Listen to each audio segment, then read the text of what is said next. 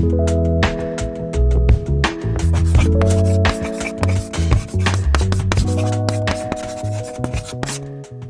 everybody, welcome back to Chalkboard History, volume, I don't know, but this is the second one we're filming today. Yeah, I think this is 7.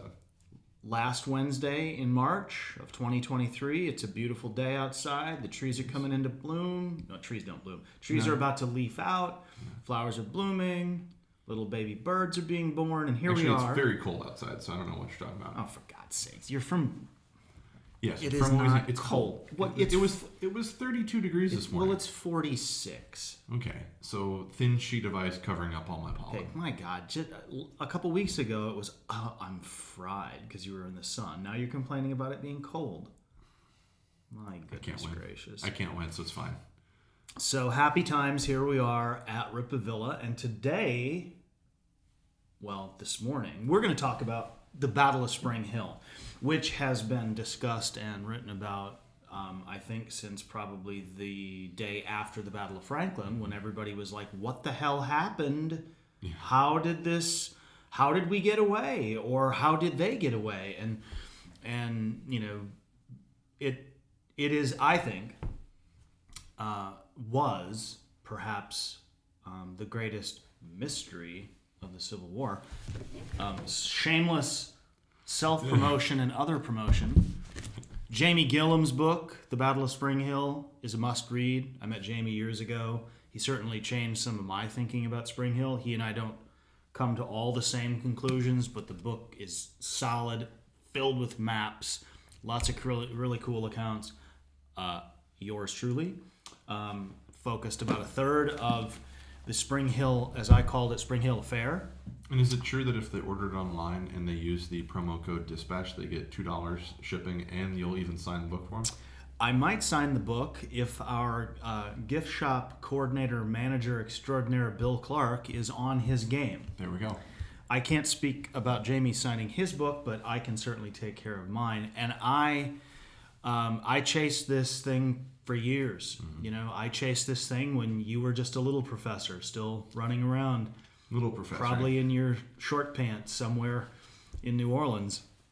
So let's talk about the Battle of Spring Hill. Yeah. Give us, what's the conclusion? Let's start at the end. What the heck happened? Well, the conclusion is the Battle of Franklin. I think it's a running fight from here to Franklin, from Columbia to Spring Hill to Franklin. 25 hours to tragedy. There you go. Right there, right in the there. title. He put it on the cover for us to make it really easy. So what happened?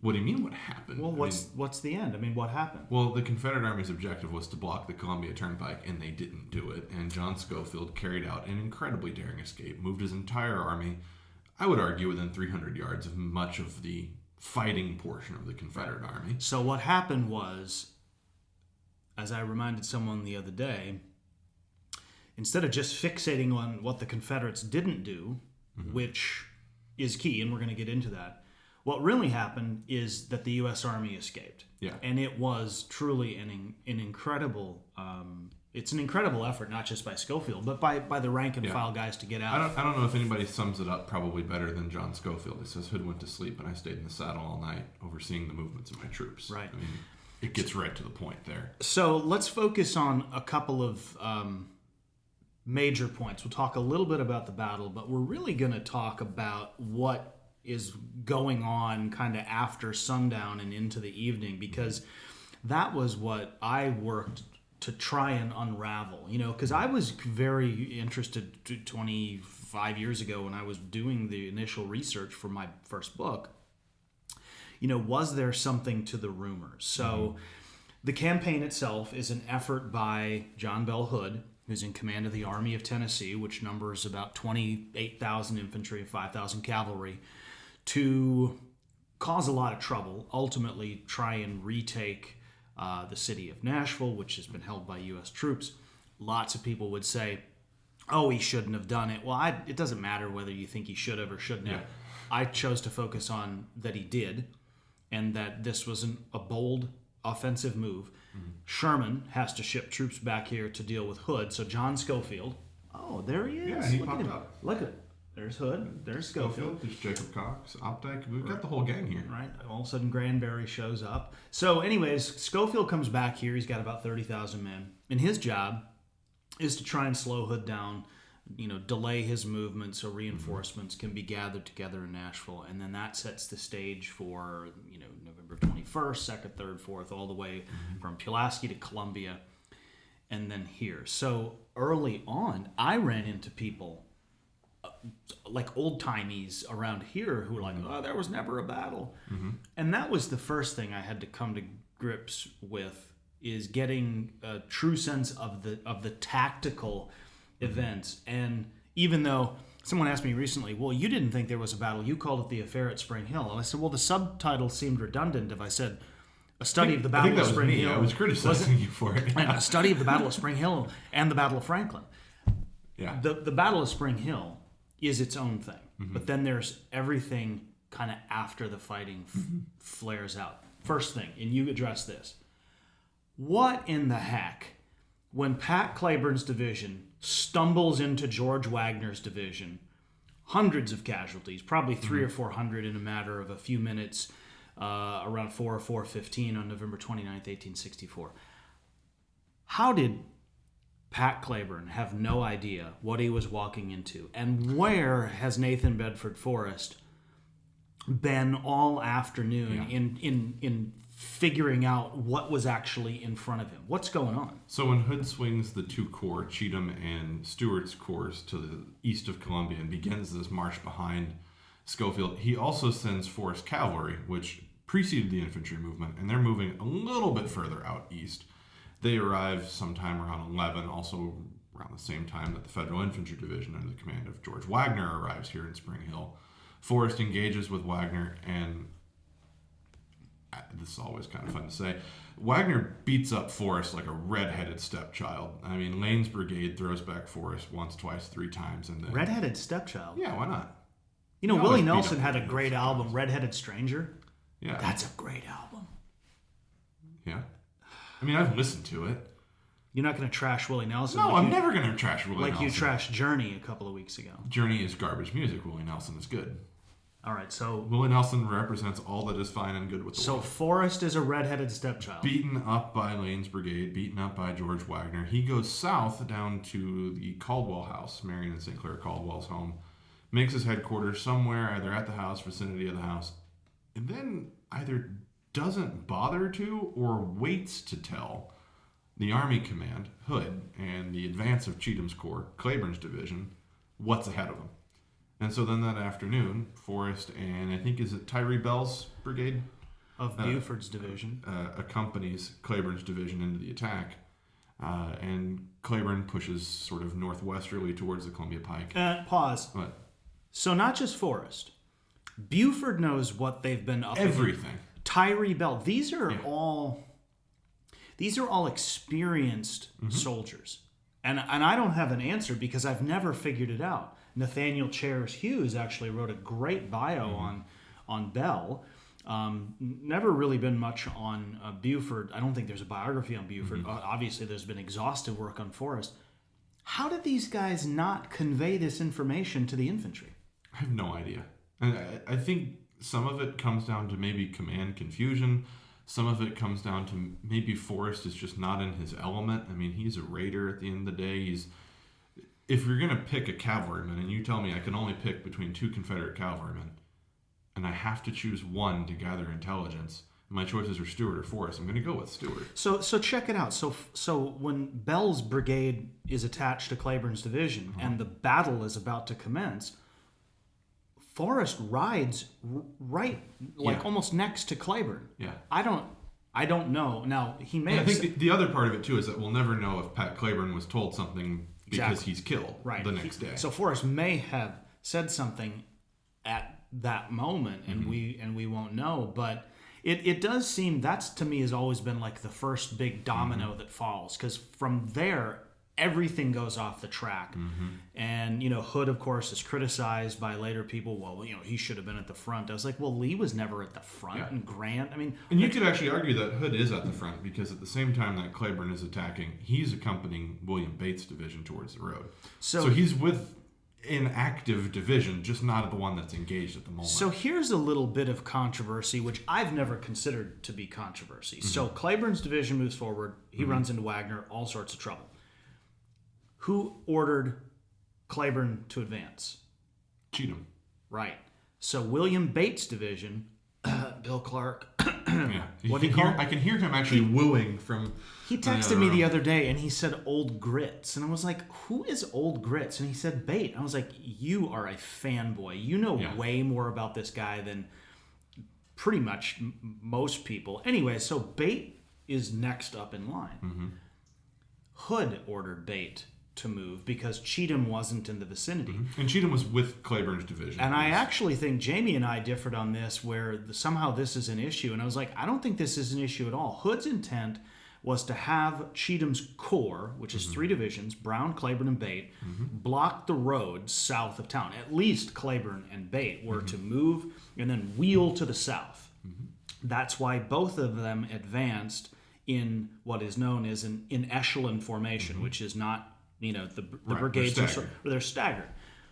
I've never understood why this is any point of controversy. Cheatham just wasn't right there. Cheatham and Hood had corresponded or had spoken to one another about what the objective was, so Hood saw Bate was ready to go and sent him on his way. I think that's a much to do about nothing. What happens, though, is Claiborne runs into trouble, which then diverts him from his objective because he pursues Wagner's shattered 1 brigade because Bradley gets caved in. So some of Claiborne's men are in pursuit. And then Bate begins to move in actually just up here. That's really interesting. Just a little north of where we're sitting. It's 2 brigades of Claiborne's division because it's Lowry and Govan. But Granbury, he makes a beeline straight towards the pike. So you can tell that his intent was always to move towards the road. Yes. Because he just keeps, Lowry and Govan are engaged, and he just keeps going straight on towards the pike. Do we know who Granbury engaged? Because I don't know that even in my book, I was aware that there had been any casualties in Granbury's brigade. I recently found a newspaper article, I think Houston, and Granbury took a handful of casualties. So he ran into somebody. Well, Bates division runs into the 26th Ohio out there, 120 or so men. Was that who Granbury ran into? If they're right there, Granbury's not that altogether that far away. Okay, so Claiborne's division is now broken into two brigades going this way, Granbury's going this way, Bates moving in north of Rippavilla. Yep. And then what happens? Fate intervenes is a good word. Or good way to put it. Domino number 2. Yeah. Cheatham sends a message to Bate and tells him to fall back and fix his right flank to Claiborne's left and support his attack. And this is where confusion sets in because Bate had just been told by the army commander, go block the road. Now he has a message from Benjamin Cheatham, who we could call the second in command, but his immediate superior that says, get away from the road. Ultimate confusion sets in. I forget who the 2 kind of officers that carry this exchange back and forth are, but Bate essentially John Pirtle is one of them. Pirtle. He asks them basically, are you sure? And Cheatham tells him to fall back or report under arrest. And Bate is within, and we tell the story at Rippavilla almost every day, his skirmishers were within 100 yards of the road. He said his main battle line was only 200 yards from the road. Yeah. And it was clear, meaning there was no enemy opposition. They'd already driven back the 26th Ohio. Right, so the objective was right in front of him, and he was stopped. So that second domino falls. And then what happens next? Well, Bate pulls back away from the road, and it's dark by that point. Sunset is right after about 4:30, 5 o'clock that afternoon. So it's pitch black by 5:15, 5:30. There's no way that you can see further south. There's no way that you can see what's in front of you. Sunsets at 4:37. It's night of new moon. I think what is called... There's a difference in something called astronomical twilight and nautical twilight. Nautical twilight is what you could see on a flat ocean. Well, there are hills all around. So you really have to look at astronomical twilight, and I think it's pitch dark by about 5:05. Pitch dark. Yeah.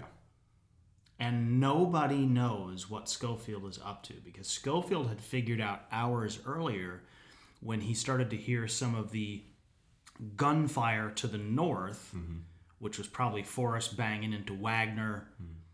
Well, I mean, even early in the morning, I mean, Hood starts his movement at 5:30, and then there's an infantry reconnaissance. I believe it's Sydney Post Brigade that sends back a message and tells him that there's infantry moving across the duck. And that's when Schofield says, we'll get the wagons, we'll get the guns, and we'll send Wagner's division and Kimball's division north. But he sends, so Ruger's division is the first one that goes after Wagner gets here. And that's later in the afternoon, probably around 2 or 3 in the afternoon. So my point is, Schofield doesn't begin the complete withdrawal of the area just north of Columbia until mid-afternoon, well, actually late afternoon. Yeah. So Ruger's division begins to arrive as Bate is pulling away from the road, and then, so Ruger, T.J. Wood, Nathan Kimball, Jacob Cox. They move all their divisions, literally, the road's like right out here from where we're sitting. I can see it right there. They move right up the pike into Spring Hill. Ruger goes on to Thompson Station. Schofield knows the road is clear there. Schofield comes back. He gets the rest of the divisions pulled out. And then, as we discussed in a video we did, well over a year ago, Wagner is the last out, and he doesn't start pulling out till about 4 a.m. on November 30th. So, Confederate debacle, battle results in several hundred casualties. I mean, the 42nd Illinois. It's like 100 casualties just in the onset. Right, and the 64th and 65th Ohio just got, tore up as they engaged Lowry's brigade of Claiborne's division, and Lowry lost over 200. Guys in the 33rd Alabama, 45th Alabama. And so then the U.S. Army slips away. And all night, this is going on. And there's no idea from really anyone in the Confederate high command that this is unfolding. Like, nobody really knows. I mean, clearly we don't have the words of the generals who died the next day, but Hood, Cheatham, A.P. Stewart, Nathan Bedford Forrest, none of them seem to have any idea. But what's actually happening out on the line of encampments? Because the Confederates are stretched probably a mile and a half, kind of zigzagging around the south, southeast, east side of Spring Hill. What's happening? I mean, they can hear something out there. They can hear footsteps. They can hear marching. And horses, mules, wagons. So that's actually a good point. The wagons and the cannons have always had my curiosity, and this is something that I've come to believe a bit more firmly in the last few months than I have in the last few years. I think the majority of the guns and the wagons had already arrived in Spring Hill, so anything that's moving with Schofield's column is, baggage wagons that might be attached to the particular division commander, but the majority of those guns and wagons have already arrived in town and have already been moved on at that point in time too. Right. So the idea that they weren't hearing maybe so much guns and wagons being moved, they were certainly hearing men and horses moving too. And then there's the accounts, the strange account here and there where Federal soldiers veered off the road and were captured, and Confederate soldiers stumbled onto the road and were captured. And we were talking right before about Dick English. Captain Dick English being saucy. Yeah. Interrogated by David Stanley. He's picked up by a Michigan regiment, I think. 23rd Michigan. Sent to the headquarters for the 4th Corps and interrogated. And he's talking about how confident he is that victory awaits in the morning. That's what most of those guys in that field are thinking, is that in the morning it's over. They'll have boxed in Schofield. And so maybe they go to sleep that night with a little bit of confidence. And the other part of it is they're just exhausted, so they go to bed. And then I think it's around 9 o'clock that Hood and Cheatham have a meeting just before. All the accounts usually say something like, and Hood fell asleep. Well, he went to bed because he was tired. They have a meeting, and he asks where the position of his troops are, if they're in position to block the road. And according to Hood, Cheatham responds in the affirmative. That's from Advance and Retreat. And the road is not blocked, but Cheatham is assured of it, so Hood is assured of it. So then A.P. Stewart shows up. He's a little far away from the road, doesn't know if he should get on it. Don't worry about it. Cheatham's on the road. Forrest shows up. Should I block the road to the north of town? Don't worry about it. It's blocked to the south of town. So then everybody goes to sleep. And then Johnson's division gets moved out sometime around 2:30, 3 o'clock in the morning, and they had already missed the bulk of the army, if not the entire thing. I think when I found the account of Joseph Cumming, who was a staff officer, sometimes the simplest answer is the one that's right in front of you. And conspiracy theories abound. There are conspiracy theories about the Apollo missions, about 9/11, about Pearl Harbor, about the JFK assassination. And I won't say there were conspiracy theories about Spring Hill, but it was just about everything other than what the facts indicated. And Joseph Cummings said that he was one of these staff officers out on the line issuing orders for what Cheatham hoped would be this final advance with Brown and Claiborne and Bate. And Brown was ordered to advance, and Claiborne, when he heard Brown's guns, would move, and then Bate would move when he heard Claiborne's guns, and nobody ever moved. And, it was everything from booze, drugs. Jesse Peters somehow was in bed with a couple of different Confederate officers. Don't forget the dancing, Paul. The dancing, the carousing at Oak Lawn, which is where Hood was headquartered. And I think Cummings, who wrote an account for his family and didn't have any axe to grind, Cummings simply said when he got back there, probably around or just after nightfall, he said that he found Cheatham remonstrating with Hood against a nighttime attack. And when I found that, I was like, and you know what? At that moment in time, that is the most understandable development. Cheatham has already run into trouble that he was not expecting. They don't exactly know what they're facing, but they have no information that the bulk of the Federal Army is even on the road. Right. And armies didn't move like this on a single road with all their stuff and all the troops. I mean, it was just unheard of. And so I think Cheatham is giving Hood the best intel that he had. I think that Hood is listening to his trusted, or at least chief subordinate. A.P. Stewart is unable to find the road on the north side of town. And to Cheatham's defense, someone that's been around the block and has been in some of the hard fights of the war. Right, like Chickamauga. And has dealt with night fighting at Chickamauga. And Claiborne and Cheatham had certainly spoken, and we now know when Sam Hood found Hood's papers in, of all places, Philadelphia, probably a decade ago, one of the letters contained in the papers was A.P. Stewart saying that he had heard, of course, now he heard this in hindsight, that Cheatham and Claiborne had spoken and had, collectively agreed that moving around in the darkness any further wasn't a good idea. Well, that supports everything that Cummings was saying to Hood. That Cummings said he saw Cheatham saying to Hood. And, I've had a lot of people, it happens all the time. How'd this happen? And it's human error. I've never been able to conclude that it was anything other than human error. They went to sleep. They did not expect Schofield to pull off any sort of march like he did. Who would? And who would? When your biographer, your best biographer, and in his case, his only biographer, says that he lacked soldierly qualities, it doesn't exactly give you an overbounding sense of confidence in John Schofield. And then he pulls something like this off. And somebody made a point to me, we were talking about Hood and Schofield's kind of their makeup, a little bit about each of them. And he said, do you think that night, the 29th, it was almost like roles were reversed?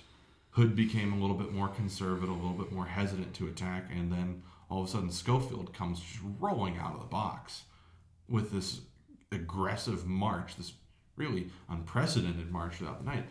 And the only thing I disagreed about was that I don't know that Hood ever pulled away so much as it was just done for the day. The action had concluded. And with that in mind, there's no way that Schofield would come out of Columbia. No. And not with 10,000 men and all the Army's artillery sitting right there, right in front of him. There's no way you can evacuate. Well, and history is replete with examples of where people are overconfident or they underestimate the other side or they just make mistakes. The events leading up to what we know as the Battle of the Bulge, the events leading up to Pearl Harbor, even the events leading up to 9/11. We all heard how the intel community hadn't connected the dots. Well, that means there was information. It's just that nobody ever was able to put it together and have it make sense. And that you can call it fog of war. I think it's the same thing that has betrayed other people at other places at other times.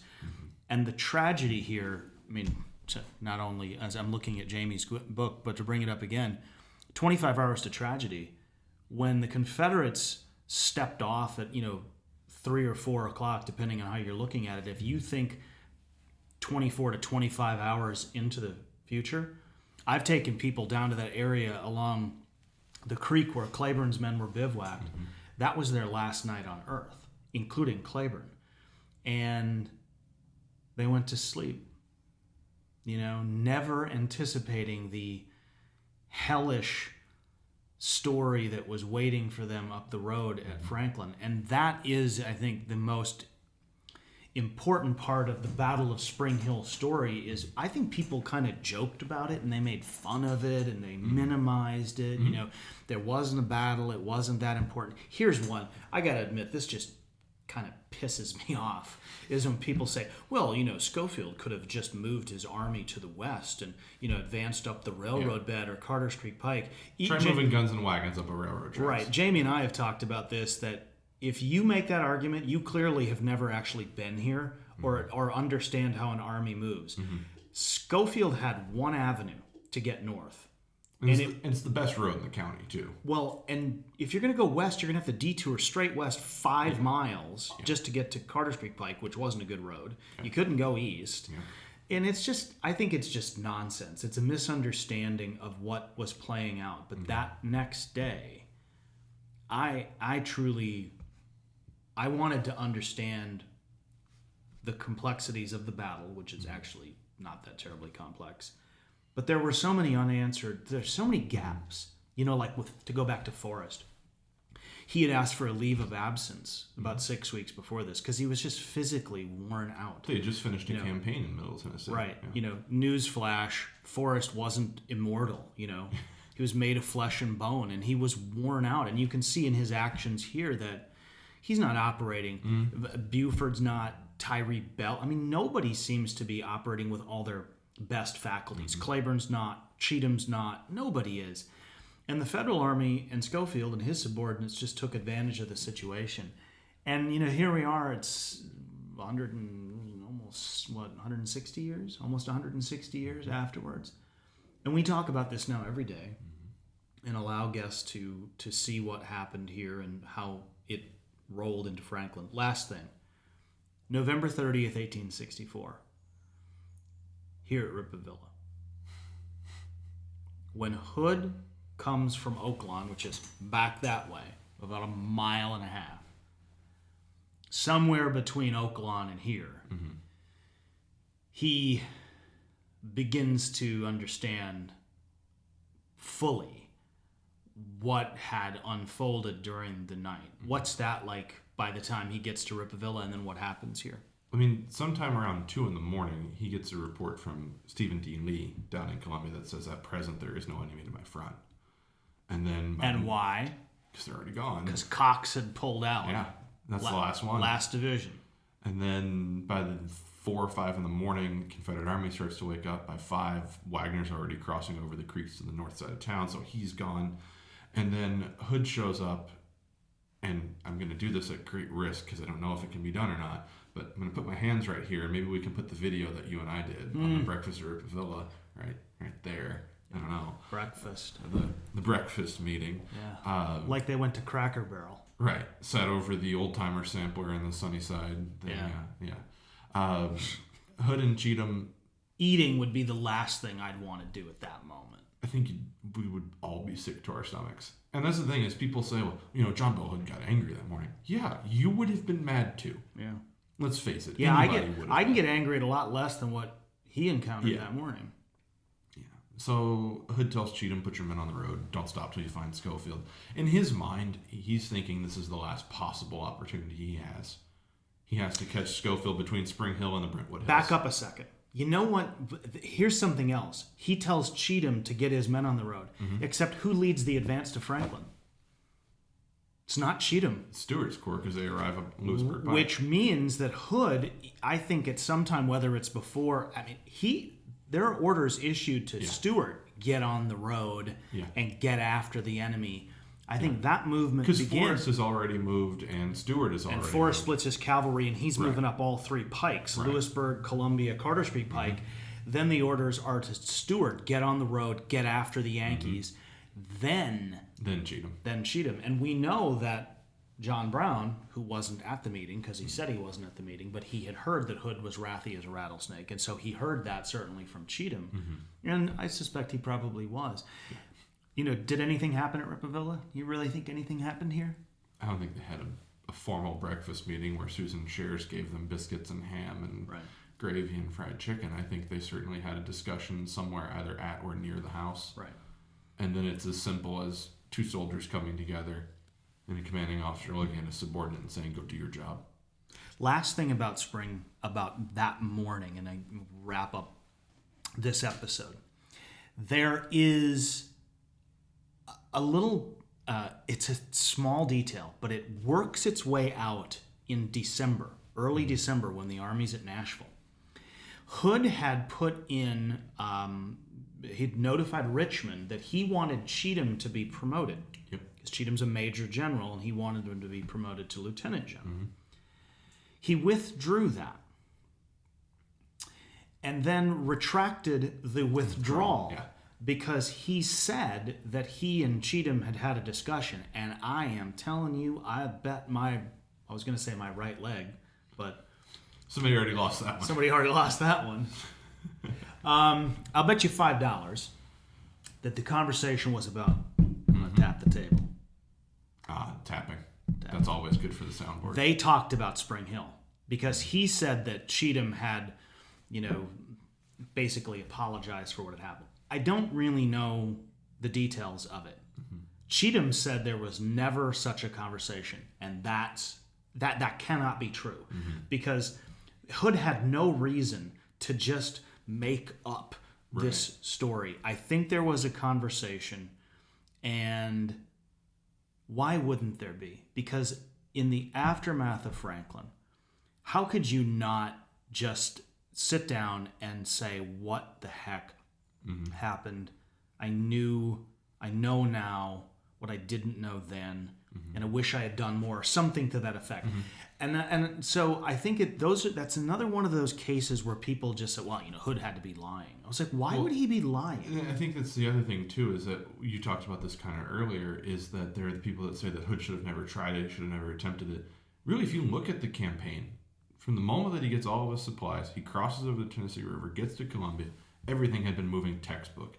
It had been probably the most well-executed campaign that the Army, and I will stake my reputation as a historian on this, the most well-executed campaign that the Army of Tennessee had been in the last year.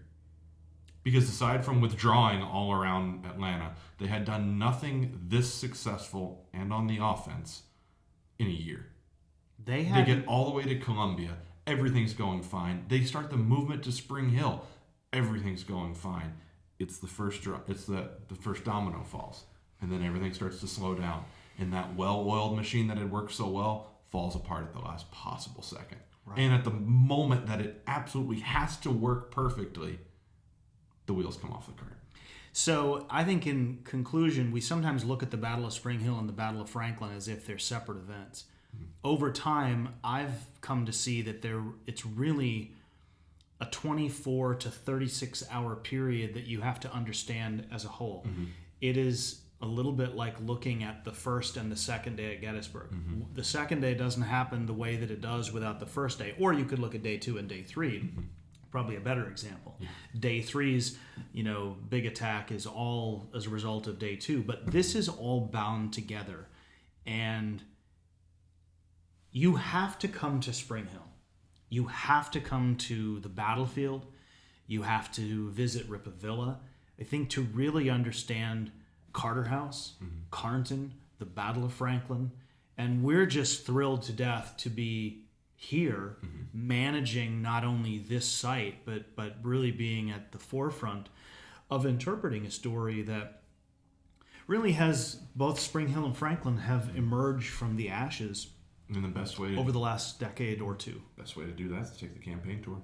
Do all 3 at the same day. Campaign tour.